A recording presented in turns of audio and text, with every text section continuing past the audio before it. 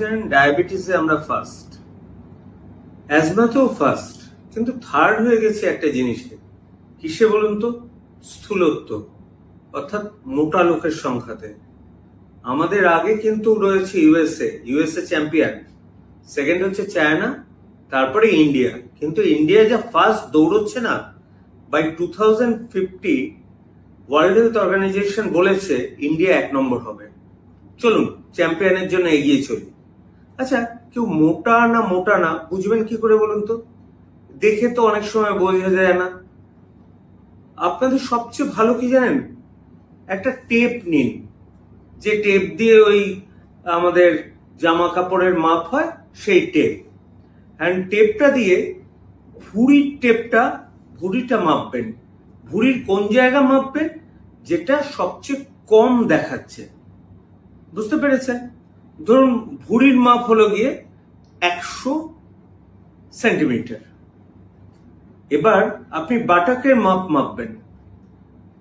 বাটাকের মাপ হচ্ছে হিপের যে জায়গাটা, কিন্তু যে ফিতেটা প্যারালাল থাকতে হবে আপনার মাটির সাথে।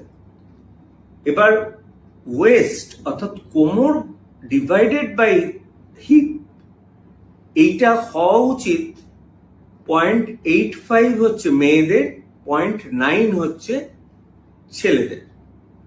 অর্থাৎ সবসময় ওয়েস্ট আমাদের হিপের চেয়ে ছোট থাকবে। কিন্তু ওয়েস্ট আর হিপ যদি একই রকম হয়ে যায় তাহলে আমরা কি বলি?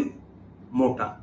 আমাদের দেশে বিএমআই অর্থাৎ বডি মাস ইন্ডেক্স, যেটা weight in kg divided by height in metre square দিয়ে আমরা মাপি, সেটা দিয়ে মেপে লাভ হয় না। আমরা সবসময় ওয়েস্ট হিপ রেশিও কেন দেখি জানেন? আমাদের দেশে যে ফ্যাটটা থাকে সেটা কিন্তু সুপারফিশিয়াল ফ্যাট না।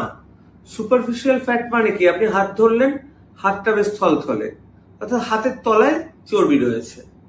আমাদের থাকে ভিসেরাল ফ্যাট, অর্থাৎ অ্যাবডোমেনের ভেতরে, এবং ফ্যাটটা থাকে অনেক শক্ত। এবং এই ভিসেরাল ফ্যাট কিন্তু বিভিন্ন টার্গেট অর্গান ড্যামেজ করে। আরে বাবা, মোটা হয়েছে তাকে নিয়ে খ্যাপাই, তার আবার টার্গেট অর্গান কি ড্যামেজ হবে?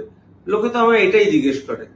দেখুন, মোটা লোকেদের কি না হয়? হার্টের প্রবলেম হয়, হাঁপানি হয়, তারা নাক ডাকে।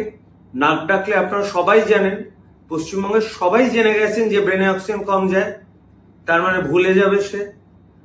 আর লিভার বড় হবে, গলস্টোন হবে, কিডনির প্রবলেম হবে, কোমরে ব্যথা হবে, হাঁটুতে ব্যথা হবে। আর কোনো অসুখ চাই?